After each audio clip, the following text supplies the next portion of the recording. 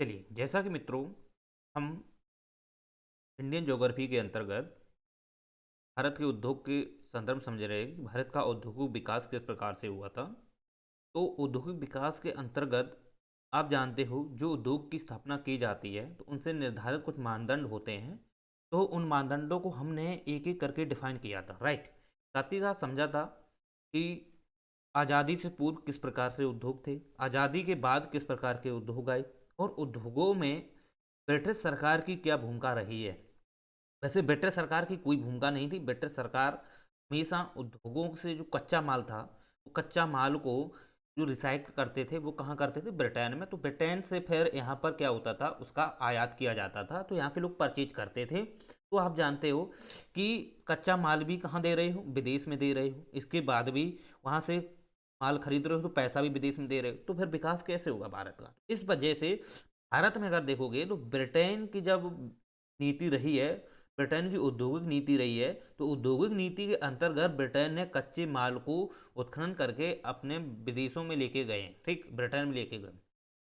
ये ब्रिटेन की नीति रही। इसकी वजह से भारत में आप देखोगे तो उद्योगों का जो विस्तार रहा है वो काफ़ी मंद रहा है। मंद का मतलब ये है औद्योगिक स्थिति एक प्रकार से नगण्य ही रही है।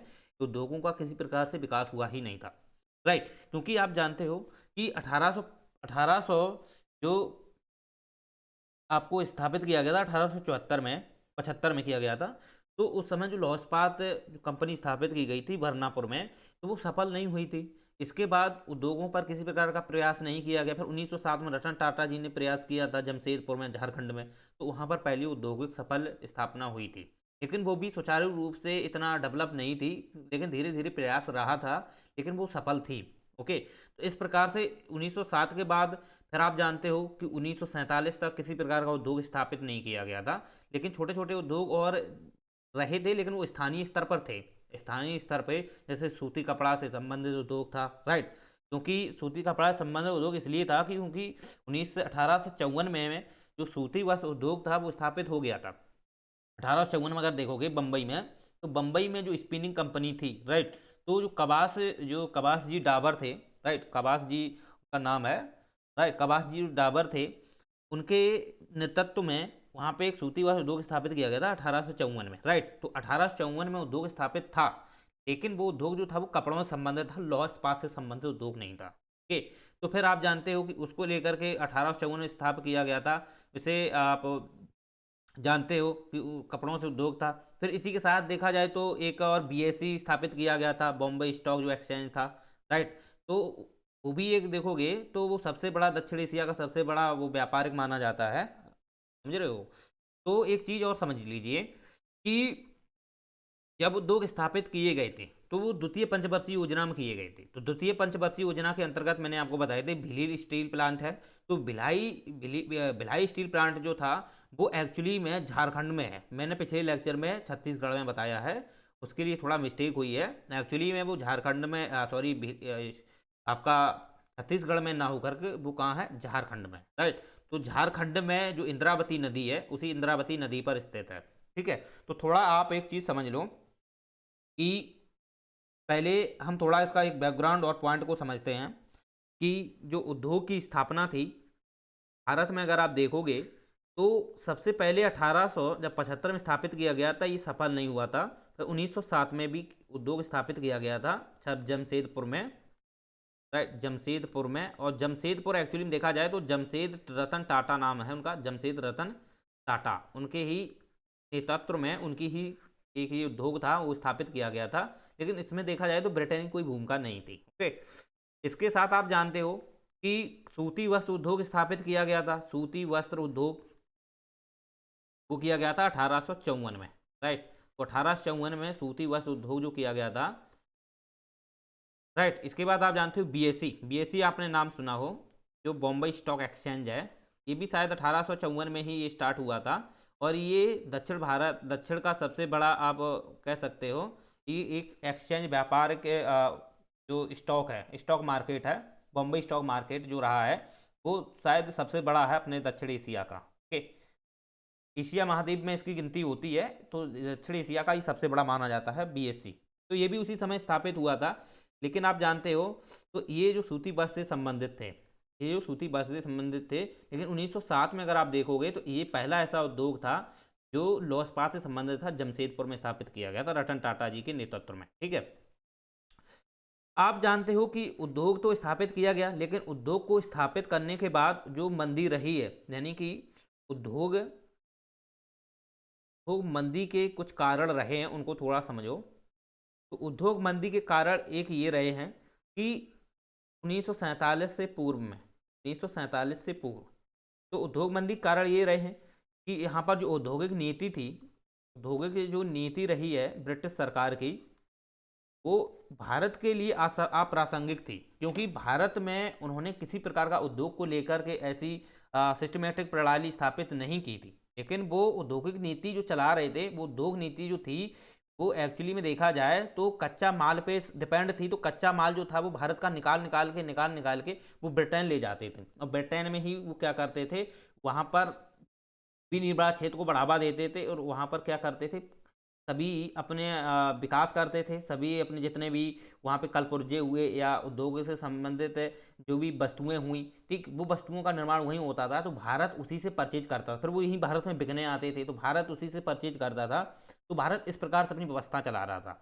लेकिन लोगों को इतना जागरूकता नहीं थी, लोग इतना नहीं समझदार थे कि ये कच्चा माल से कैसे क्या व्यापार किया जाता है, कैसा है। तो भारत के लोग इतने समझदार नहीं थे, तो भारत के लोग उसे कच्चा माल को बेचते रहे थे। उन्होंने कहा कि कौन इतना काम करेगा, इसे बेचते रहो, ठीक, बेचते रहो। तो भारत के लोग इस काम में डिपेंड थे, लेकिन भारत के लोग इतना नहीं जानते थे कि ये कच्चा माल वहाँ जा रहा है, वहाँ पर उनको रोजगार मिल रहा है, हमारे देश को रोजगार भी नहीं मिल रहा है। तो इतना विकसित तो थे नहीं, समझदार आदमी इतने थे नहीं। कुछ लोग बुद्धिजीवी थे भी, तो उन्होंने कदम उठाने का प्रयास किया भी था। तो लेकिन आप जानते हो, कदम जो उठाना एक अलग बात होती है, लेकिन किसी ब्रिटिश सरकार के खिलाफ जाना एक अलग बात हो जाती है। तो इस प्रकार से औद्योगिक नीति को लेकर के गवर्नमेंट के खिलाफ भी कई लोग खड़े हुए थे। लेकिन औद्योगिक, आप जानते हो जो रविन्द्रनाथ टैगोर थे, ठीक है, तो उन्होंने भी एक नीति चलाई थी, जो आपने देखा हो, अनब्रिटिश रूल ऑफ इंडिया वाली, आपने नाम सुना हो, ठीक है। तो उन्होंने यही देखा था कि हमारे भारत का जो ज़्यादा से ज़्यादा कच्चा माल है वो विदेशों में जा रहा है, विदेशों में जा रहा है। तो उन्होंने कहा था कि भारत का कच्चा माल भारत में यूज होना चाहिए, यानी कि अपने यहाँ पे जो चीज़ें बन रही हैं, अपने यहाँ पे जो चीज़ें बन रही हैं वो अपने यहीं यूज होना चाहिए, विदेशों से कोई नहीं लेगा। यानी ब्रिटेन से कोई वस्तुओं का आयात नहीं करेगा, ब्रिटेन की वस्तुओं को क्या किया जाएगा, बहिष्कार किया जाएगा। तो बहिष्कार नीति स्टार्टिंग हुई थी, राइट। तो ऐसे आप समझ सकते हो। तो ये चीज़ें जब स्टार्टिंग हुई, ठीक है, स्वराज्य के लेकर के बातें हुई, तो इसके बाद आप जानते हो औद्योगिक जो नीति थी वो भारत की तरफ प्रयास तो थोड़े किए गए, लेकिन वो प्रयास असफल प्रकार के रहे हैं, लेकिन एक सोच विचार में रहे हैं, क्योंकि यहाँ पर इतनी जागरूकता नहीं थी लोगों को। तो औद्योगिक मंदी का कारण एक यही रहा है, औद्योगिक मंदी का कारण एक यही रहा है कि यहाँ पर आप देखोगे जो औद्योगिक नीति थी ब्रिटिश की, वो एक प्रकार से देखा जाए दयनीय थी। वो उद्योगों से जो कच्चा माल था अपने भारत का, वो ब्रिटेन में ले जाते थे, तो वहाँ उद्योग स्थापित करते थे। ओके, चलिए, तो इतना समझ में आना चाहिए। तो इस वजह से उद्योग की नीति जो वो थी मंदी थी। और दूसरी बात है, एक तो ये था कि कच्चा माल का व्यापार करना था, कच्चा माल का व्यापार करना था। दूसरा देखा जाए तो अपने यहाँ पर तकनीकी जो सुविधाएं थी उसकी कमी थी, तकनीकी सुविधाओं की कमी थी, राइट।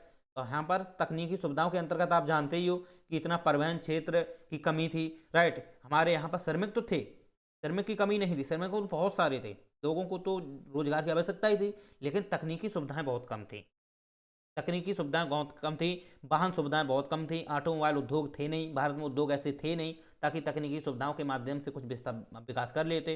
तो ये भी एक इस पे इम्पॉर्टेंट ये तथ्य निर्धारित हो जाता है उद्योग मंदी का कारण में। तो तकनीकी सुविधाओं की कमी थी, कच्चा माल व्यापार करते थे, ये कच्चा माल का इसको बेचते थे, राइट। इसके बाद आप जानते हो कि उद्योग मंदी का कारण इसमें ये भी आ जाता है कि विदेशी वस्तुओं को ये परचेज करते थे, यानी कि विदेशी वस्तुओं का आयात करते थे, राइट। जो भी विदेशी वस्तुएं थी उनका ये आयात करते थे। तो इसकी वजह से हमारे यहाँ पर दिखाया तो उद्योग स्थापित नहीं हुए। तो उद्योग की मंदी का यही कारण, यही एक जिम्मेदार कारण माने जाते हैं, राइट। चलिए, तो इतना आपको समझ में आना चाहिए। तकनीकी सुविधाओं में तो आप बहुत सारे आप शामिल कर सकते हो, तकनीकी सुविधाओं में वाहन परिवहन है, ये सब ये है, पूंजी है, ये सब इसमें आप कर सकते हो, राइट। तो ये चीज़ें आपको समझ में आनी चाहिए। लेकिन जैसे जैसे लोग जागरूक होते गए, समझदार होते गए, तो उन्होंने इसके खिलाफ क्या है रणनीति अपनाई, राइट, रणनीति अपनाई। तो ऐसे ऐसे काफ़ी बुद्धिजीवी लोग रहे हैं जिनके पास पूंजी नहीं थी, लेकिन वो अपने आप में माइंड से काफ़ी बुद्धिजीवी थे, वो डेवलप थे, वो समझते थे कच्चा माल है अगर भारत में यूज किया जाएगा तो भारत को रोजगार मिलेगा, भारत में ही सबको निर्माण होगा। तो यहाँ पर देखो स्वामित्व की रणनीति, स्वामित्व की योजनाएं चलाई गई, राइट। स्वराज्य, स्वयं का राज्य होना चाहिए, स्वामित्व मतलब वस्तुओं पर स्वामित्व होना चाहिए, आत्म स्वामित्व होना चाहिए। ये सभी जो भारत ने अब यहाँ के जो बुद्धिजीवी लोग थे उन्होंने निरंतर प्रयास किए थे, लेकिन वो प्रयास जो रहे एक प्रकार से देखे जाएं तो काफ़ी सफल भी भले, लेकिन ब्रिटिश की नीति जो थी काफ़ी मजबूत थी, तो उन्होंने उनको दमन करने का प्रयास भी किया था, राइट। निरंतर प्रयास भी किए और सफल भी रहे वो लोग, ठीक है। तो ऐसे समझ सकते हो। लेकिन आर्थिक मंदी का कारण यही रहा है कि लोगों में जागरूकता की कमी थी, लोगों में जागरूकता की भी कमी थी। इतने लोग जागरूक नहीं थे हमारे यहाँ पर, जो जो जो पहले के लोग थे वो इतने जागरूक नहीं थे, इतने पढ़े लिखे नहीं थे। दूसरी बात है शिक्षा की कमी थी, राइट, शिक्षा की कमी थी। तो शिक्षा की कमी भी एक प्रकार से देखा जाए तो ये तो इम्पोर्टेंट रोल है, ये हर जगह अगर आप देखोगे तो शिक्षा क्षेत्र अगर कोई व्यक्ति अपने आप में शिक्षित नहीं है तो वो कुछ भी आगे विकास नहीं कर पाएगा, राइट, कुछ भी ऐसा विकास नहीं कर पाएगा, क्योंकि एक माइंड भी चाहिए। माइंड का शिक्षा को यहाँ पे किताबों से नहीं जोड़ सकते हो, शिक्षा को आप किताबों से नहीं जोड़ सकते हो। शिक्षा एक प्रकार से एक काफ़ी वृहद एक रूप होता है, जो किसी भी क्षेत्र विशेष में अगर आप डेवलप कर लेते हो तो इसका अर्थ ये हो जाएगा आप एक शिक्षित व्यक्ति हो। शिक्षा को आप बुकों से पढ़ करके एक ज्ञानी व्यानी बनना एक शिक्षा नहीं होती है।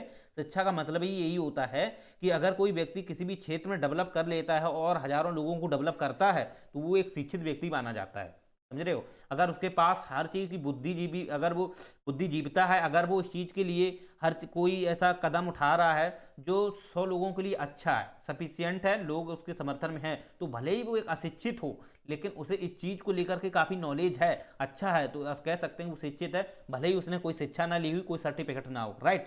तो ये चीज़ें होनी चाहिए। तो उस समय शिक्षा की कमी थी, लोगों बुद्धिजीवी लोग जो थे लेकिन शिक्षा की कमी थी।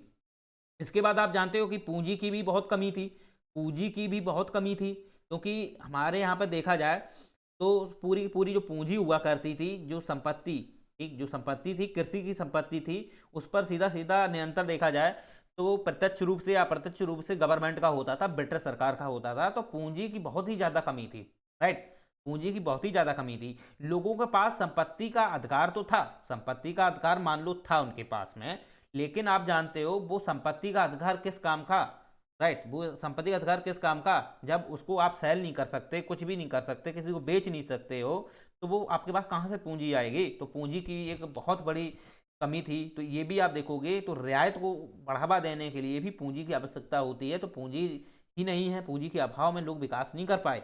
तो ये भी उद्योग मंदी का कारण रहे हैं, ठीक है। इतने पर्याप्त हैं, वैसे बहुत ज़्यादा हो जाएंगे, तो इतने आप अगर लिखते हो मेंस में तो बेस्ट हो जाएगा। इसके बाद आप जानते हो उद्योग मंदी कारण ये आप जानते हो रहे हैं। इसके बाद ये स्वतंत्रता पूर्व, ये स्वतंत्रता पूर्व रहे हैं, राइट। इसके बाद जानते हो स्वतंत्रता पश्चात, स्वतंत्रता के पश्चात भी आप जानते हो उद्योग, स्वतंत्रता के पश्चात भी उद्योग में मंदी रही है, राइट, उद्योगों में मंदी रही है। इसका एक रीजन आप जानते हो कैसे, देखो मेन से रिलेवेंट हम पढ़ा रहे हैं आपको, ठीक है, मेन से संबंधित इनपुट होता है, तो वहाँ पे आप यही की पॉइंट लिखना बेस्ट हो जाएंगे, राइट। स्वतंत्रता पश्चात उद्योग की मंदी, तो आपको पता होनी चाहिए स्वतंत्रता पश्चात उद्योग की मंदी लगभग 1974 तक बहुत स्लो रही है, 1974 तक बहुत स्लो रही है। इसका रीजन क्या रहा है थोड़ा समझ लो। जैसे आप जानते हो स्वतंत्र, जब भारत स्वतंत्र हुआ, स्वतंत्रता से बाद में जो पंचवर्षीय योजनाएं स्टार्ट हुई थी, ठीक है, जवाहरलाल नेहरू के समय में जब पंचवर्षीय योजनाएं प्रारंभ हुई थी, तो पंचवर्षीय योजना में आप जानते हो कि 1951 और 1956 तक योजना थी, ये पूरा पूरा कृषि पर निर्भर थी, राइट, ये पूरी कृषि पर डिपेंड थी, क्योंकि हमारे यहाँ पे भुखमरी इतनी ज़्यादा थी, लोगों के पास खाने के लिए भोजन नहीं था, लोगों को पास पानी को पीने के लिए सही तो जल सुविधाएं नहीं थी, ठीक है, ऐसी स्वच्छ जल उनको सुविधाएं नहीं थी, राइट, पाइपलाइन की सुविधाएं नहीं थी, ओके। तो इस प्रकार से आप जान सकते हो कि लोग जो थे कहीं नदियों का पानी भी पी लेते थे, कहीं बरसात होती थी उसका पानी पीते थे, तो नल जैसी सुविधाएं, ठीक है, पाइपिंग सेफ्टिंग की सुविधाएं, और आप जानते हो कि ये सुविधाएं नहीं थी। तो इस वजह से सरकार ने पंचवर्षीय योजना में कृषि पे बहुत ध्यान दिया, जल सुविधाओं पर भी बहुत ध्यान दिया। कृषि पे इसलिए ध्यान दिया कि खाद्यान्न की कमी थी, खाद्यान्न को आप जानते हो भारत में उस समय अगर देखोगे तो 30 करोड़ लोग थे, राइट। 30 करोड़ लोगों में से आप जानते हो कि पूरे भारत में वहां पर इतना सुविधाएं नहीं थी। अब वर्तमान में तो 135 तक पहुंचे जा रहे हैं, समझ रहे हो, लेकिन उस समय 30 करोड़ लोग थे। तो 30 करोड़ लोगों को कहाँ से खाद्यान्न लाए, तो इसके लिए कृषि की भी तो जरूरत है, क्योंकि उस समय कृषि आप जानते हो कृषि का औद्योगिकरण नहीं हो पाया था, और कृषि में कोई मशीनरी तकनीक नहीं थी, राइट, कोई उद्योग तो थे नहीं, तो कृषि का विकास कैसे होता, समझे, सब बंजर जैसी भूमि थी, लोग कृषि कैसे करते। तो इस वजह से सरकार ने सबसे ज़्यादा खाद्यान्न विकास करने के लिए ज़्यादा से ज़्यादा फोकस वो 5 साल किस पे किया, कृषि पर किया। तो कृषि से संबंधित आप जानते हो कि हदबंदी कानून भी लेकर आई सरकार, समझ रहे हो, कृषि का खेती का बंटवारा करने के लिए सरकार ले आई, चकबंदी कानून सरकार लेके आई। वो किस लिए आई, वो इसीलिए ले आई थी कि ज़्यादा से ज़्यादा कृषि को फोकस किया जाए। ओके, तो इस वजह से आप जानते हो कृषि पर देखा जाए तो जिन पे ज़्यादा कृषि होती थी तो वो कृषि वे क्या करते थे, कृषि का बंटवारा करते थे। तो आपने जैसे गोकुलनाथ जो पंजाब है उसका नाम सुना होगा, ठीक है, उसमें अगर आप देखोगे तो उन पे बहुत सारी कृषि थी, बहुत सारी कृषि थी। तो आप जानते हो उनको ज़्यादा से ज़्यादा आप जानते हो 30 एकड़, 30 एकड़ देने की बात हुई कि अगर अधिकतम किसी व्यक्ति को संपत्ति दी, अगर जमीन दी जाएगी वो 30 एकड़ दी जाएगी, 30 एकड़ से ज़्यादा नहीं दी जाएगी। तो इसके खिलाफ देखते हो तो सबसे पहले गोकुलनाथ जो थे पंजाब राज्य है वो कहाँ गए थे, सुप्रीम कोर्ट में गए। सुप्रीम कोर्ट ने फैसला उसमें निर्णय दिया गया था गोकुलनाथ का, वो पंजाब से थे, उनकी संपत्ति हड़प ली गई थी, क्योंकि वो आप जानते हो कि उनके पास जो संपत्ति थी बहुत ज़्यादा थी, राइट, और ये वहाँ निर्णय लिया गया था कि 30 एकड़ से ज़्यादा नहीं रख सकते हो। चलो, तो इतना आप समझ में आना चाहिए, कृषि को लेकर बहुत विकास है, लेकिन यहाँ हम कृषि नहीं पढ़ रहे हैं, ठीक है, हम जब इकोनॉमी में पंचवर्षीय योजनाएं पढ़ेंगे उसमें हम आपको डिटेल से समझा देंगे। चलो, अब बात ये आती है कि द्वितीय पंचवर्षीय जो योजना थी 1956 से 1962 तक, तो 1956 से 1962 में क्या हुआ था, उद्योग स्थापित किए गए थे, राइट, उद्योग स्थापित किए गए थे। तो ये उद्योग स्थापित करने के लिए भारत के पास पूंजी नहीं थी पर्याप्त, भारत का पूंजी नहीं थी, तो भारत ने विदेशों से समर्थन लेना प्रारंभ किया था। लेकिन वो समर्थन लिया था, उनको स्वामित्व तो नहीं दिया था, स्वामित्व तो नहीं दिया था कि आपका स्वामित्व तो रहेगा, आप यहाँ स्थापित कर लो, ऐसा नहीं है कि बस समर्थन दे सकते हो, मेरी हेल्प कर सकते हो, हम आपको बाद में पैसा दे देंगे, ऐसी हेल्प ली थी उन्होंने। अब ऐसा नहीं है कि पहले जैसे भी, अब सरकार हमारे यहाँ पे पहले से लोग डरे ही गए थे भाई, 200-250 साल तक है जब ब्रिटिश सरकार रही है, ओके, और अब वहाँ से अगर फिर से स्वामित्व देते हो उद्योगों का तो फिर से कोई ना कोई उपनिवेश बन जाएगा भारत किसी का, तो ये डर था लोगों के अंदर, तो वो नहीं चाहते थे, लेकिन भारत ने प्रयास थोड़े किए, ठीक है। उदारीकरण की नीति तो बहुत बाद में आई थी 1991, इससे पहले भी आप देखोगे तो हमारे यहाँ पे भारत ने प्रयास किए थे उद्योगों को स्थापित करने के लिए। तो आप जानते हो भिलाई स्टील प्लांट जो स्थापित किया था, ठीक है, ये जो देखा जाए तो इंदिरा नदी पर है, इंद्रावती नदी पर है, राइट, और ये है आपका झारखंड में, ओके। पिछले लेक्चर में हमने मिस्टेक हो गई थी, उसमें मैंने आपको छत्तीसगढ़ बताया था, एक्चुअली में वो झारखंड में है, ठीक है। इसके बाद आप जानते हो कि ये द्वितीय पंचवर्षीय योजना में है, द्वितीय पंचवर्षीय योजना में ये 3 स्थापित किए गए थे। भिलाई हो गया, रूस के समर्थन में था, ये रूस के समर्थन द्वारा था। इसके बाद दूसरा जो आता है वो आता है आपका दुर्गापुर, दुर्गापुर जो स्टील प्लांट है, एक्चुअली में ये स्टील प्लांट है, लॉ इस्पात स्टील प्लांट है, दुर्गापुर है। तो दुर्गापुर जो अगर आप देखोगे तो ये पश्चिम बंगाल में है, तो पश्चिम बंगाल में स्थापित किया गया था, और पश्चिम बंगाल में जो गंगा नदी है उसी की सहायक नदी के पास ही एक नदी है, राइट, वहाँ स्थापित किया गया था। तीसरी जो आती है, तीसरी जो है वो है आपका राउरकेला, राउरकेला जो है वो है उड़ीसा में, ये कहाँ है, उड़ीसा में है, और ये जर्मनी के समर्थन से स्थापित किया गया था, जर्मनी के समर्थन से स्थापित किया गया था। और राउरकेला के पास जो नदी है वो है आपकी महानदी, राइट, जो महानदी है के किनारे स्थापित किया गया है। और जितने भी ये स्टील प्लांट हैं सभी कच्चा माल है यहाँ पर, जैसे राउरकेला में आप जानते हो कि वहाँ पर मयूरभंज है, राइट, क्योंझर मयूरभंज है, राइट, और भी हैं, ठीक है, वहाँ पर आपको मिल जाएगा। दुर्गापुर पश्चिम रानीगंज है, भिलाई में आप जानते हो बोकारो है, बोकारो ये खदान आपको मिल जाएगी भिलाई, भिलाई के पास में, तो वहाँ पर बोकारो भी स्थापित किया गया था। जैसे बोकारो का आप जानते हो, बोकारो जो स्टील प्लांट जो अब स्थापित किया गया था, ये जो था वो तृतीय पंचवर्षीय योजना में था, ये जो था ना, ये तृतीय पंचवर्षीय योजना में था और ये रूस के समर्थन से स्थापित किया गया था, राइट। ये जो 3 है ये द्वितीय पंचवर्षीय योजना में है, ये तीसरा जो है ये आपका मिलेगा तृतीय पंचवर्षीय योजना के तहत स्थापित किया गया था। चलिए, लेकिन आप जानते हो मैं पढ़ा रहा हूँ स्वतंत्रता के पश्चात उद्योगों की मंदी कैसी थी।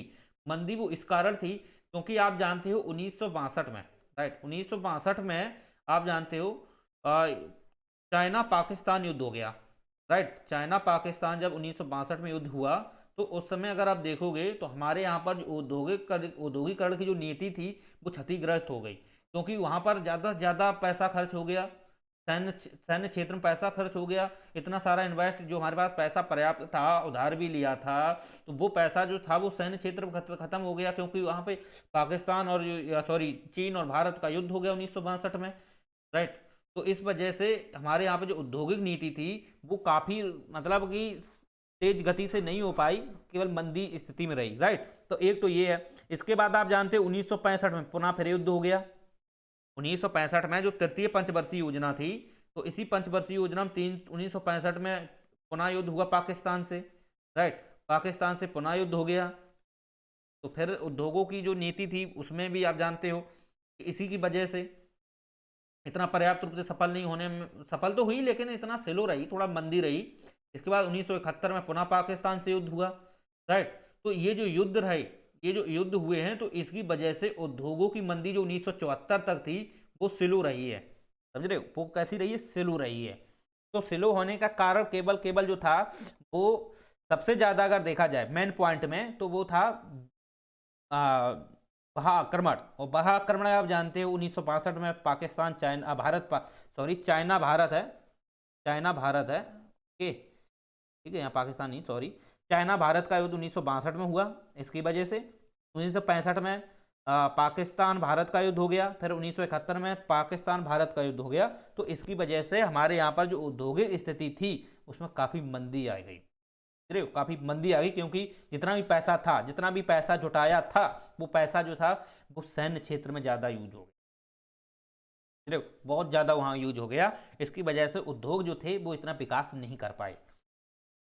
चलिए, तो उम्मीद करते हैं आपको ये समझ में आया। वैसे भी अगर आप देखोगे तो इसके बाद भी हमारे यहाँ पर मंदी के बहुत कारण रहे। शिक्षा की कमी तो रही है, शिक्षा में इतना कमी रही है।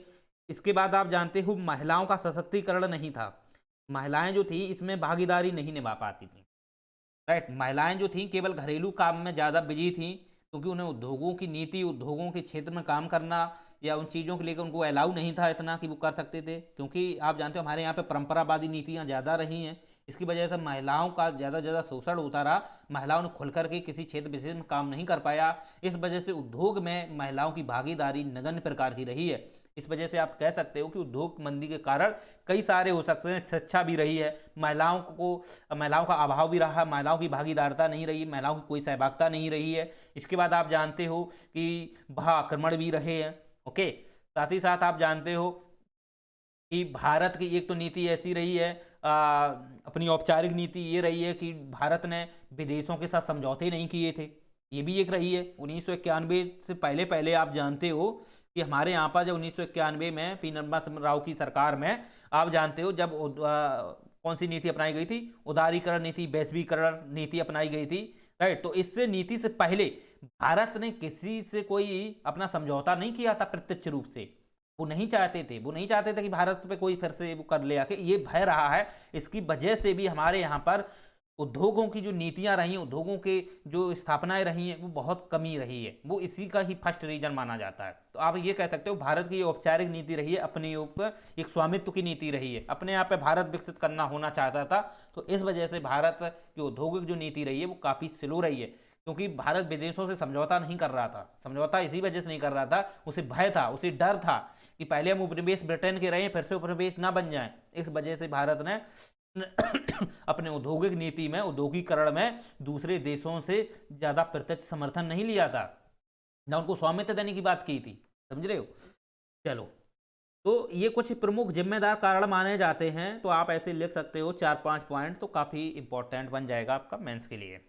चलिए, अब बात ये आती है कि अब उद्योगों की 1974 तक तो स्लो रही। अब 1974 के बाद में थोड़ा विकास होना प्रारंभ हुआ। तो आप जानते हो 1969 में आप जानते हो बैंकों का राष्ट्रीयकरण भी किया गया, राइट। जब बैंकों का राष्ट्रीयकरण हुआ तो बैंक भी एक प्रकार के क्या हैं, एक प्रकार के अपने भी उद्योगों के अंतर्गत ही आते हैं, राइट। एलआईसी बीमा क्षेत्र में लोगों ने काम करना प्रारंभ किया। एलआईसी जब 1950 शायद में 48 में शायद स्थापित की गई थी, तो एलआईसी लाइफ इंश्योरेंस जो कॉरपोरेशन है, तो वो देखा जाए तो 100% सरकार की ही है एलआईसी। उसमें 100% जो है वो सरकार का ही स्वामित्व है एलआईसी में, राइट।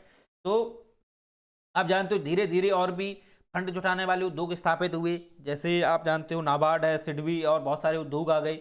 इसके बाद आप जानते हो कि और भी उद्योग बहुत सारे स्थापित किए गए। कंपनी क्षेत्र से लगे भाई उद्योग, जो कंपनी फिर 1956 में कंपनी या अधिकार वो बनाया गया, कंपनी अधिनियम, राइट।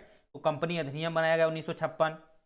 तो इसके तहत भी जो भी कंपनियां स्थापित होती थी उन्हें कुछ मानदंड दिए जाते थे, उनके कुछ दिशा निर्देश निर्धारित किए जाते थे, राइट। तो ऐसे धीरे धीरे क्या हुआ, विकास हुआ धीरे धीरे, राइट। तो इस प्रकार से आप कह सकते हो औद्योगिक नीति में इस प्रकार से देखा जाए तो सॉफ्ट नीति सरकार की रही है, सॉफ्ट नीति रही है, विश्व स्तर पर सॉफ्ट नीति सरकार की रही है। लेकिन आप जानते हो कि हार्डवेयर की जो नीति रही है सरकार की विश्व में नहीं रही है, ओके। वो सॉफ्ट नीति रही है केवल केवल समर्थन के लिए। चलो, तो इतना आपको पर्याप्त है समझने के लिए। और अब बात ये आती है कि 1951 के बाद 1974 तक तो स्लो रही, 1974 के बाद धीरे धीरे प्रयास किए हैं सरकार ने, बहुत ज़्यादा प्रयास किए हैं, धीरे धीरे छोटे छोटे और भी उद्योग स्थापित किए हैं, राइट। लेकिन 1951 के बाद में जब वैश्वीकरण उदारीकरण की जब नीति अपनाई, तो वहाँ पर जो था लाइसेंस की जो सुविधाएं थी उसको भी ख़त्म किया सरकार ने, ठीक। लाइसेंस जैसी व्यवस्थाएं जो रखी थी जब सरकार ने वहाँ पे ख़त्म किया, तो फिर आप जानते हो कि लोगों ने वहाँ के जो वैश्विक था सीधा सीधा एफडीआई भारत में आने लगा, राइट। क्योंकि ज़्यादा से ज़्यादा लोग फिर बाहर ही आने लगे, उन्होंने उद्योग स्थापित करने लगे, राइट। पैसा इन्वेस्ट करने लगे भारत में, क्योंकि भारत में देखा जाए तो श्रमिक बहुत थे, व्यवस्थाएं थी, कच्चा माल भी था। लेकिन भारत की क्या थी, लाइसेंस नीति थी। लाइसेंस के तहत किया जाता था तो लोग आकर्षित नहीं होते थे, उनको समस्याएं होती थी। तो खुली हुई नीति नहीं थी, तो खुली अर्थव्यवस्था नहीं थी भारत की। 1991 से पहले पहले भारत की खुली अर्थव्यवस्था नहीं थी, एक बंद अर्थव्यवस्था थी।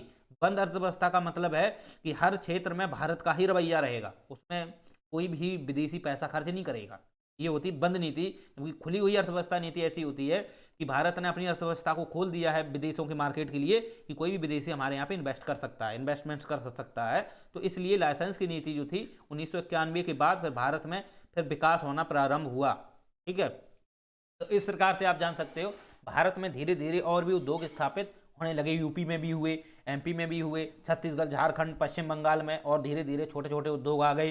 लेकिन बड़े बड़े उद्योग जो थे यही प्रमुख थे, जिसमें आपको मैंने बताया कि ये जितने भी उद्योग हैं, 4 उद्योग बताए मैंने, भिलाई है, दुर्गापुर है, और राउरकेला है, बोकारो है। इन चारों को मिलाकर के एक सेल की स्थापना की गई 1974 में, राइट।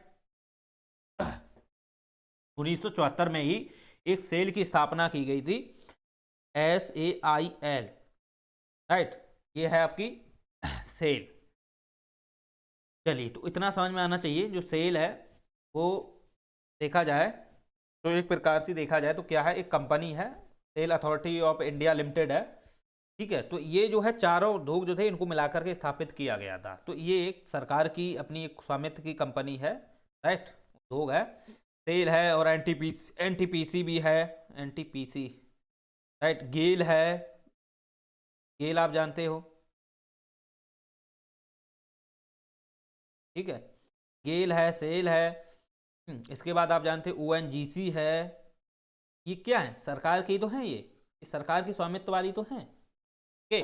तो आप जो पीएसयू के अंतर्गत आते हैं, पब्लिक जो सेक्टर अंडरटेकन होते हैं, उसके अंतर्गत आ जाते हैं, तो ये गवर्नमेंट की हैं।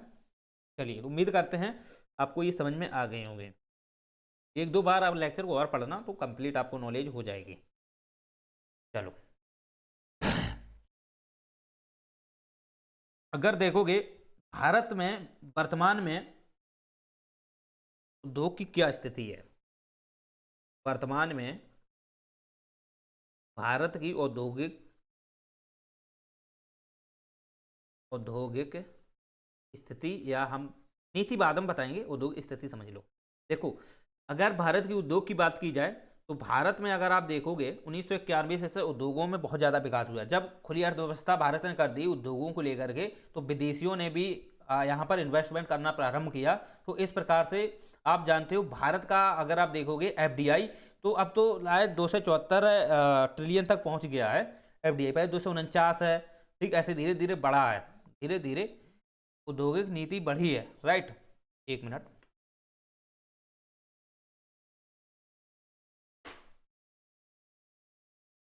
हेलो जी, आप बताइए। अभी मैं पढ़ा रहा हूँ यूपी, तो थोड़ा कॉल कर दे, बताइए कुछ बात हो। अरे मैं पढ़ा रहा हूँ UP, I S S, I S T.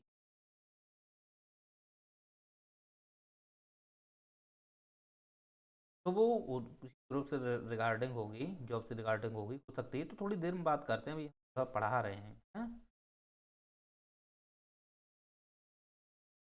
चलो, तो इतना समझ में आ गया आपको।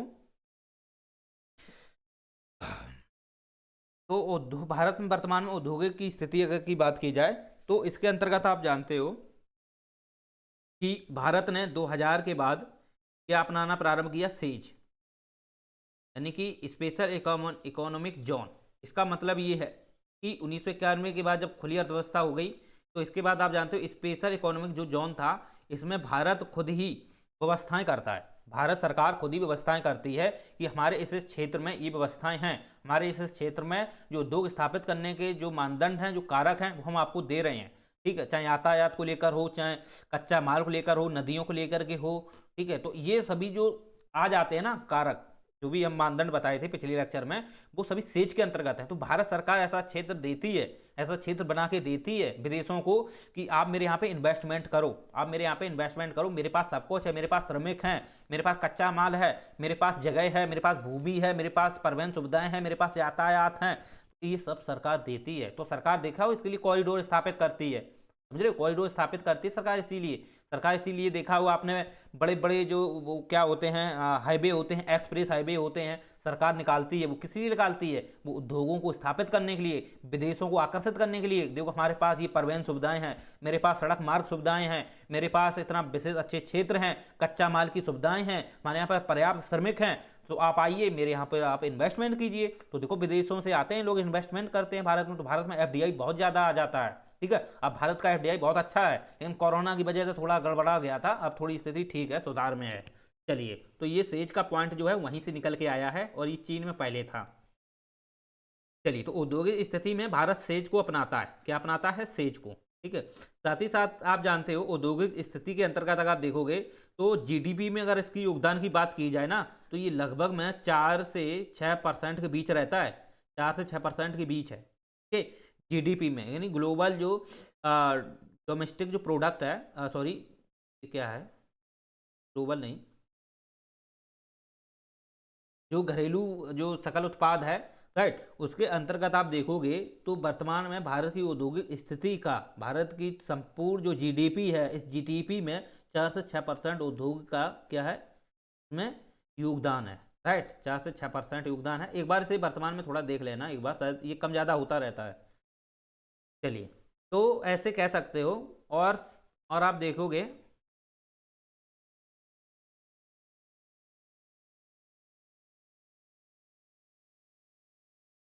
इसके बाद टोटल टोटल उद्योगों का, जितने भी उद्योग हैं, ठीक, टोटल उद्योगों का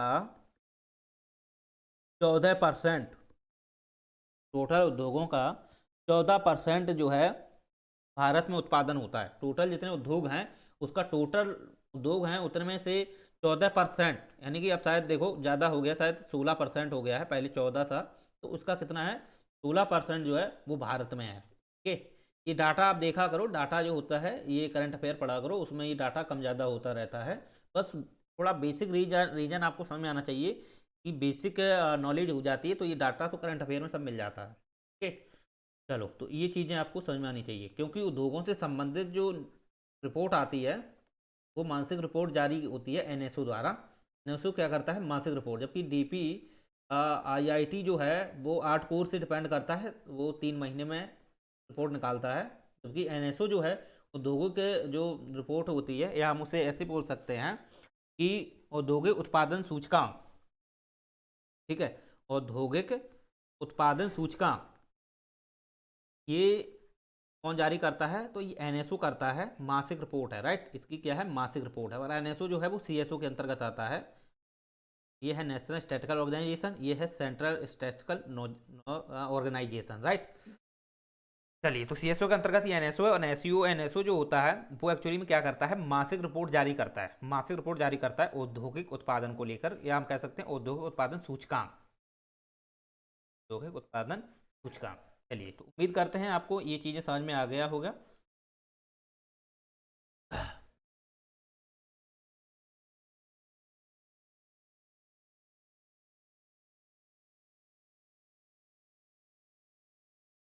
अब बात ये आती है कि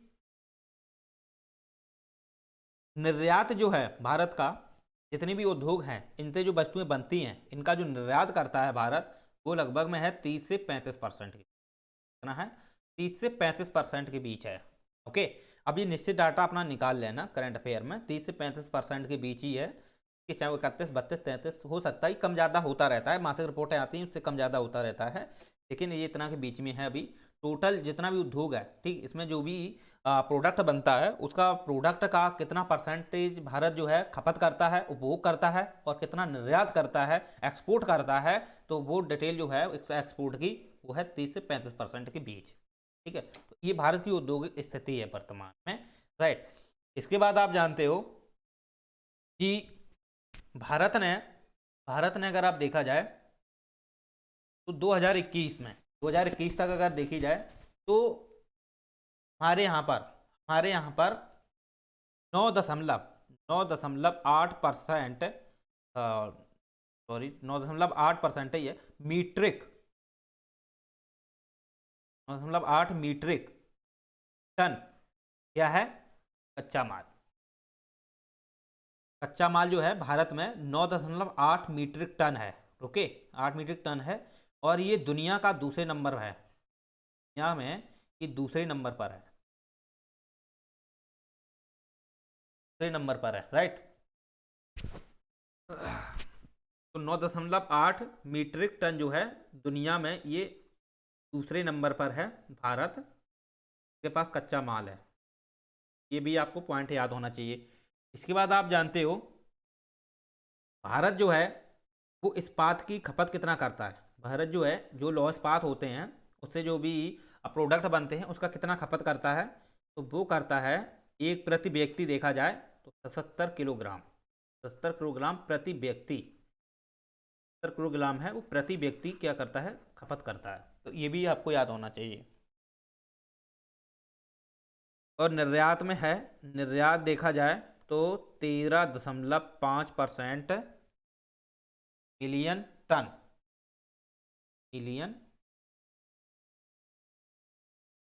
टन है, वो क्या करता है? भारत निर्यात करता है। अपना टोटल का 13.5% जो है वो निर्यात करता है। तो ये डाटा है, इंपॉर्टेंट है, ये आपको याद होने चाहिए। और ये भारत की औद्योगिक वर्तमान स्थिति को ध्यान में रखते हुए ये सरकार ने क्या किए हैं? डाटा जुटाए हैं, और सरकार निरंतर पर प्रयास करती है। ओके, चलो अब हम देखते हैं कि औद्योगिक स्थिति को लेकर के भारत के क्या प्रयास रहे हैं, भारत सरकार के क्या प्रयास रहे हैं। देखो, उद्योग को बढ़ावा देने के लिए आप जानते हो कि हमारे यहाँ पर उद्योगों को बढ़ावा देने के साथ साथ आप जानते हो कि जब हमारे देश में जितने भी बड़े बड़े शहर हैं, राइट, बड़े बड़े शहर हैं, जब शहरीकरण हो रहा है, भारत सरकार का अगर देखा जाए तो शहरीकरण अगर हो रहा है, तो शहरीकरण में आप जानते हो कि वहाँ पर औद्योगिक जो क्षमता रहती है वो काफ़ी ज़्यादा देखने को मिलती है। शहरीकरण का मतलब यही होता है कि लोग क्या है, देहात ग्रामीण से शहर की ओर पलायन करते हैं। पलायन तभी करते हैं जब वहाँ पर औद्योगिक नीतियाँ या उद्योग क्षेत्र काफ़ी डेवलप मिलेंगे। दिल्ली लोग क्यों जाते हैं, मुंबई लोग क्यों जाते हैं? क्योंकि वहाँ औद्योगिक क्षमताएं बहुत ज़्यादा हैं, राइट। तो औद्योगिक स्थिति को लेकर के भारत सरकार के जो प्रयास रहे हैं वो शहरीकरण को ध्यान में रखते हुए सरकार करती है कि हमारे यहाँ पर लोग कैसे कैसे लोग आ रहे हैं, या कैसे उद्योगों, कौन उद्योग में कौन से लोग वर्कर काम करने में सक्षम हैं, तो उसी हिसाब से सरकार काम करती है, राइट।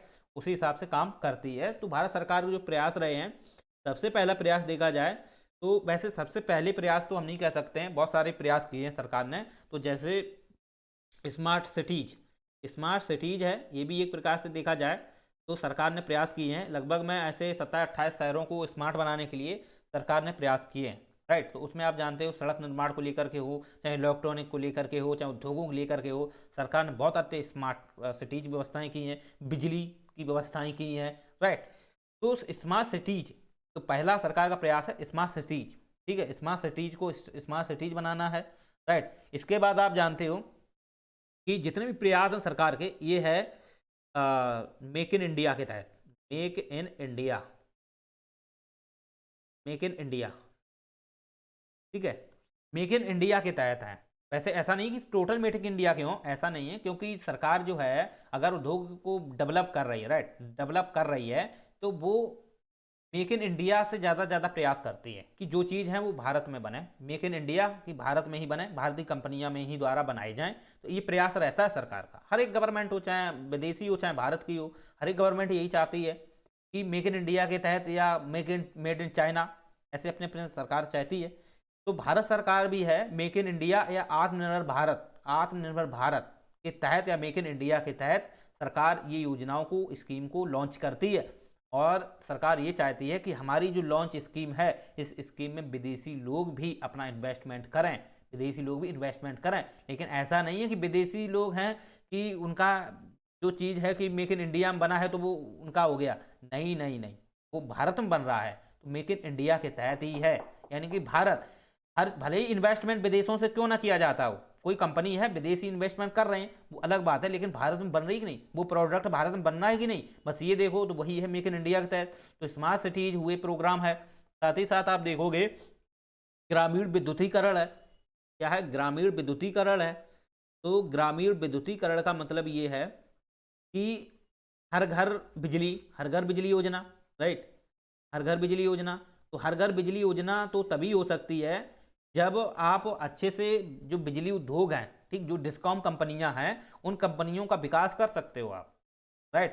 तो आप जानते हो जितनी भी कंपनियां, जो बिजली वितरण कंपनियां हैं, डिस्कॉम कंपनियां जैसे बोली जाती हैं, तो इन कंपनियां जो होती हैं, इनमें ज़्यादा से ज़्यादा लोग इन्वेस्टमेंट करें, ज़्यादा से ज़्यादा लोग क्या करें, उसको अपने को पर्याप्त निधि वहाँ पे फंड जुटाएं, ठीक है, चाहे वो म्यूचुअल फंड को लेकर के हो, राइट। तो ये व्यवस्थाएं जब करती है सरकार, ये व्यवस्थाएं जब करती है, तो आप जानते हो कि हर ग्राम विद्युतीकरण या हर ग्राम ज्योति योजना है, राइट, ग्राम ज्योति योजना है, राइट, ग्रामीण विद्युतीकरण है। तो ये सरकार क्या है, भारत सरकार की औद्योगिक नीतियों को लेकर के ही तो ये योजनाएं हैं, समझ रहे हो। इसके बाद आप जानते हो, इसके बाद आ जाता है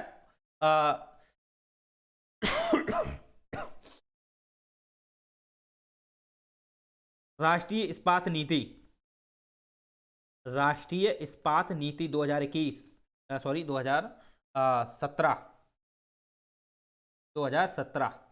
तो राष्ट्रीय जो इस्पात नीति है, ये आप देखोगे तो जितने भी हमारे यहाँ पर औद्योगिक इस्पात, जो लौह इस्पात है, जो उद्योग हैं, ठीक, जो लौह इस्पात उद्योग हैं, उन उद्योगों को इस्पात को लेकर के बढ़ावा देने के लिए, राइट, या उद्योगों को इस्पात को मानचित्रण करने के लिए, ठीक है, जमीनी का मानचित्रण करना है, राइट। इसके बाद बहुत सारे ऐसे प्रोग्राम भी हैं जो जहाँ पे इस्पात जैसी स्थितियाँ ज़्यादा हैं, या आप कह सकते हैं कि जो इस्पात जहाँ पर आप देखोगे जो अयस्क हैं, यानी कि लोहे के अयस्क हैं, उनका मानचित्रण करना है, राइट। साथ ही साथ देखोगे इन उद्योगों को इस्पात बनाने के लिए, राइट, इन उद्योगों के माध्यम से इस्पात बनाने के लिए भी सरकार ने बहुत सारे प्रयास किए हैं। ऊर्जा क्षेत्र में कितना सारा प्रयास किया है भाई। इस्पात तो तभी बन सकता है जब ऊर्जा, आपके पास भरपूर मात्रा में ऊर्जा रहेगी, ठीक है। तो राष्ट्रीय इस्पात नीति 2017 जो है वो इस्पात को ज़्यादा से ज़्यादा बढ़ाने के लिए है। और इस्पात आप जानते हो जितने भी बर्तन आपको मिलते हैं ना, जितने, ये सब इस्पात ही के बने हुए होते हैं, समझ रहे। तो ये चीज़ें समझ सकते हो। चलो, तो ये नीति है राष्ट्रीय इस्पात नीति 2017। इसके बाद आप जानते हो कि और भी बहुत सारी परियोजनाएं हैं।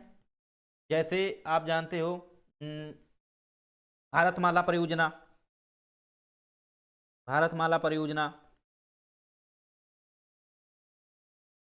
ठीक, लॉजिस्टिक क्षेत्र, लॉजिस्टिक क्षेत्रों को, लॉजिस्टिक क्षेत्र बनाना है, लॉजिस्टिक क्षेत्र बनाना है। ये जो क्या है, ये नीतियाँ क्या हैं, ये सभी नीतियाँ क्या हैं, ये सरकार की क्या है, ये भारत के उद्योगों को बढ़ावा देने के लिए ही तो हैं। के बाद आप जानते हो उद्योगों को बढ़ाना देने के लिए त्रिभुजा आपने देखा हो, जो चतुर्भुज जो चतुर्भुज जो क्या है हाईवे है, उसको सरकार ने लॉन्च किया था, राइट। जैसे जिसमें मुंबई से चेन्नई, ठीक, मुंबई से चेन्नई, चेन्नई से कलकत्ता, कलकत्ता से दिल्ली, इस प्रकार से चतुर्भुज है, ठीक। तो ये जो पूरा है ना, ये भी आप देखोगे लिए है, ये है परिवहन के साथ साथ उद्योगों को विकास करने के लिए, ये उद्योगों का विकास करने के लिए ही है, समझ रहे हो। तो ये भी आप समझ सकते हो, लॉजिस्टिक भारतमाला परियोजना देख सकते हो आप।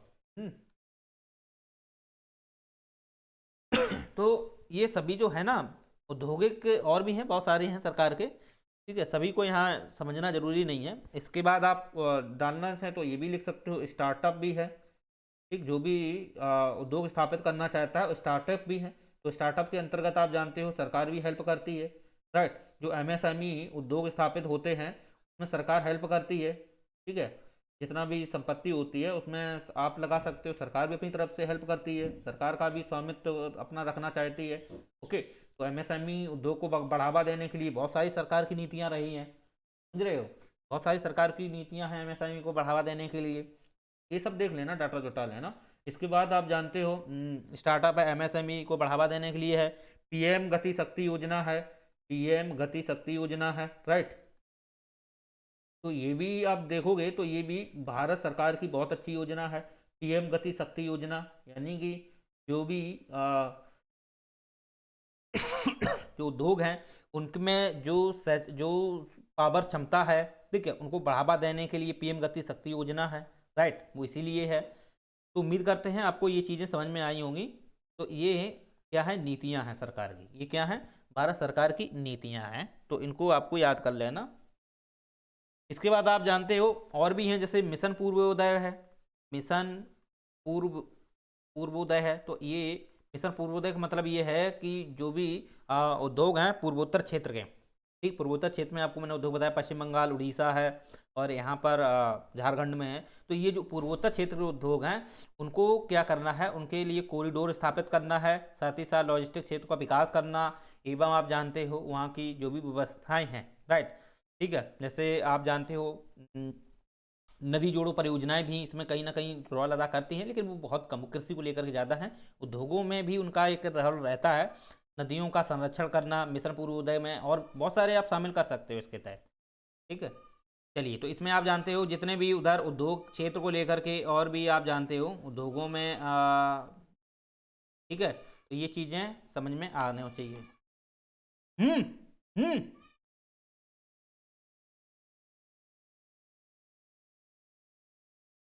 चलो, तो ये चीज़ें होनी चाहिए।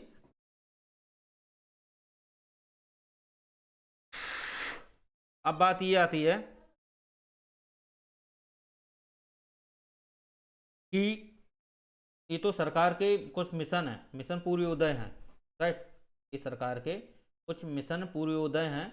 अब बात ये है कि मिशन पूर्वोदय में मैंने आपको बता ही दिया है कि जितने भी पूर्वोत्तर क्षेत्र के उद्योग हैं, ठीक है, उनकी अवसंरचना, इंफ्रास्ट्रक्चर को लेकर, मैन्युफैक्चरिंग को लेकर के सब सुविधाएं जो हैं वो मिशन पूर्वोदय में डेवलप की जा रही हैं, राइट। चलो, तो इतना आपको समझ में आना चाहिए। इसके बाद आप जानते हो चौथी औद्योगिक नीति भी है, चौथी औद्योगिक नीति। भारत ने अभी तक 3 औद्योगिक नीतियों को कंप्लीट किया है, चौथी औद्योगिक नीति के चरण में घुस गया है। तो चौथी औद्योगिक जो नीति है, आप ये देखिएगा, चौथी औद्योगिक जो नीति है, इसमें अगर आप देखोगे कि ये जो औद्योगिक नीति है तो ये आत्मनिर्भर भारत पर डिपेंड है, आत्मनिर्भर Bharat plus make in India, इस पर ये निर्भर है। अर्थात जो भारत है चौथी औद्योगिक नीति में, तो ये विदेशों पर डिपेंड नहीं रहेगा, भारत विदेशों पर डिपेंड नहीं रहेगा, भारत जो भी करेगा अपने हिसाब से करेगा, अपने यहाँ की अपने यहाँ की जो भी व्यवस्थाएं हैं, पूंजी हो चाहे जितने भी मानदंड हैं वो अपने सरकार जुटाएगी। इसके बाद मेक इन इंडिया, जो भी प्रोडक्ट बनाया जाएगा वो सभी भारत में बनाए जाएंगे और भारत में यूज किए जाएंगे। वो निर्यात कर सकता है, अलग बात है। तो ये चौथी औद्योगिक नीति को बढ़ावा देने के लिए सरकार ने कितने प्रयास किए हैं? स्टार्टअप को प्रारंभ किया है, और स्टैंड अप योजनाएं हैं, स्टार्टअप है, स्टैंड अप है, ये कब क्या है? ये चौथी औद्योगिक नीति को बढ़ावा देने के लिए तो सरकार की परियोजनाएं हैं। चलिए, तो इतना आपको समझ में आना चाहिए। इसके बाद आप जानते हो तो ये कुछ उद्योग हैं। अब बात करते हैं कि सूती वस्त्र उद्योगों को लेकर के जूट उद्योग भी हैं। इसके बाद आप जानते हो कि पहला जो सूती वस्त्र उद्योग था उसको थोड़ा समझ लो। 1818 में स्थापित किया गया था, लेकिन वो असफल रहा है। राइट, असफल रहा है। वो फोर्ट ब्लास्टर कलकत्ता में पहला, लिखना चाहो लिख सकते हो, क्योंकि पीसीएस में पुट कर सकता है क्वेश्चन, कि पहला उद्योग सूती वस्त्र उद्योग स्थापित कहाँ किया गया था? पहला सूती वस्त्र उद्योग वो कहाँ किया गया था? वो किया गया था कलकत्ता में। कलकत्ता में 1818 में, 1818 में। अगर उस समय देखा जाए तो वहाँ एक क्षेत्र है, तो वो था आपका पोस्ट ब्लास्टर। पोस्ट ब्लास्टर, ठीक, ये क्षेत्र है, ये स्थापित किया गया था, लेकिन ये असफल रहा है, ये असफल हो गया था। फिर इसके बाद मुंबई में स्थापित किया था बम्बई स्पिनिंग कंपनी। ठीक, बम्बई स्पिनिंग कंपनी जो थी स्थापित की गई थी। राइट, बम्बई स्पिनिंग कंपनी, फिर ये स्थापित की गई थी। तो इसके बाद 1854 में ही जो नाम है उनका कबास जी डाबर, कबास जी डाबर, उन्होंने 1854 में सूती वस्त्र उद्योग स्थापित किया था। सूती वस्त्र उद्योग, राइट, सूती वस्त्र उद्योग। सूती वस्त्र उद्योग को लेकर के सरकार की बहुत ज़्यादा परियोजनाएं हैं। डिजिटल सूती वस्त्र उद्योग भी परियोजना है। एक कौन सी सरकार ने योजना चलाई है? डिजिटल सूती वस्त्र उद्योग, सूती वस्त्र डिजिटल। राइट, प्लास्टिक सूती वस्त्र उद्योग भी सरकार ने काम किया है, प्लास्टिक सूती वस्त्र उद्योग। ठीक, और सरकार का वैसा भी एक एक्ट चलता है, वस्त्र उद्योग अधिनियम। ठीक है, वस्त्र उद्योग अधिनियम है, उसके तहत जो भी इससे जुड़े जो सेगमेंट हैं सूती वस्त्र उद्योग के संबंधित अवसंरचना को लेकर, राइट, इंफ्रास्ट्रक्चर को लेकर, या इसकी कोई भी मैन्युफैक्चरिंग को लेकर, या इसका आयात निर्यात को लेकर, तो उसमें कुछ मानदंड दिए हैं, सूती वस्त्र उद्योग अधिनियम है उसके तहत। चलिए, तो आप इस प्रकार से समझ सकते हैं सूती वस्त्र उद्योग को लेकर के भी बहुत ज़्यादा प्रयास है। और सूती वस्त्र उद्योग की बात की जाए तो भारत में अगर आप देखोगे तो सूती वस्त्र उद्योग क्षेत्र में सबसे ज़्यादा रोजगार है। सबसे ज़्यादा जो लोग काम करते हैं वो सूती वस्त्र उद्योग में काम करते हैं। समझ रहे हो? सबसे ज़्यादा सूती वस्त्र उद्योग में लोग काम करते हैं, तो इतना आपको समझ में आना चाहिए।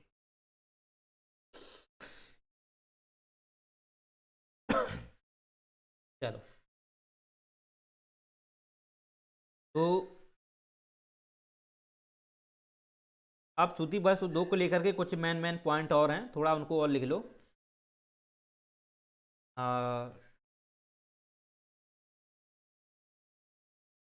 भारत का जैसे मैनचेस्टर किसे कहा जाता है? भारत का मैनचेस्टर, तो भारत का मैनचेस्टर जो है वो कहा जाता है अहमदाबाद को। अहमदाबाद, मैनचेस्टर एक प्रकार का देखा जाए तो ब्रिटेन का शहर है, ब्रिटेन का, जहाँ उद्योग के लिए सूती वस्त्र के लिए, सूती वस्त्र को लेकर के सबसे ज़्यादा फेमस है मैनचेस्टर। ब्रिटेन में एक शहर है मैनचेस्टर। तो भारत में कौन है? अहमदाबाद है। तो भारत में अहमदाबाद है, राइट। और अहमदाबाद कहाँ पड़ता है? ये पड़ता है गुजरात में।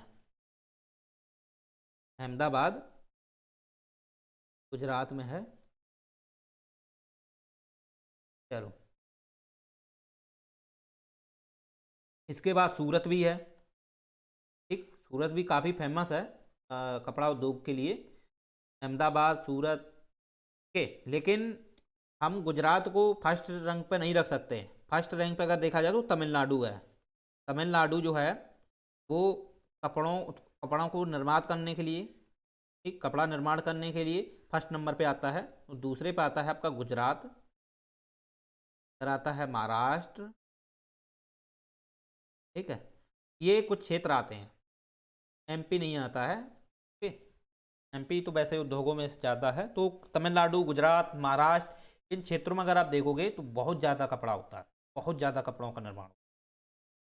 समझ रहे हो? सबसे ज़्यादा जो है तमिलनाडु, फिर गुजरात, महाराष्ट्र, ये जो तीन हैं, ये तीन राज्य हैं, कपड़ों के लिए बहुत ज़्यादा फेमस हैं। और सबसे ज़्यादा कपड़ा निर्माण का जो उद्योग है इन्हीं शहरों में मिलेंगे। ओके, तो ये चीज़ें आपको समझ में आनी चाहिए। भारत का मैनचेस्टर कौन है? अहमदाबाद है। और विश्व का मैनचेस्टर जिसे बोला जाता है, ब्रिटेन को बोला जाता है, ब्रिटेन में है मैनचेस्टर।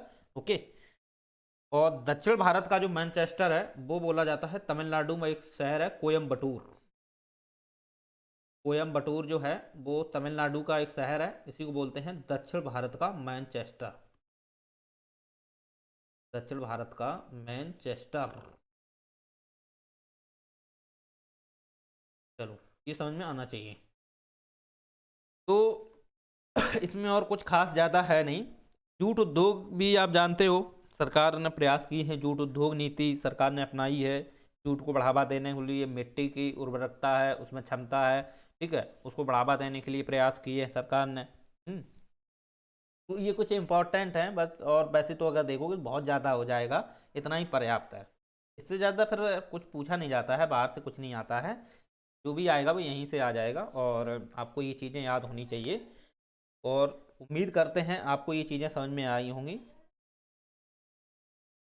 चलिए, अच्छा लगा हो तो लाइक से सब्सक्राइब कीजिए। और टेलीग्राम में जाकर के डिस्क्रिप्शन बॉक्स में जाकर के टेलीग्राम को ज्वाइन भी कर लेना।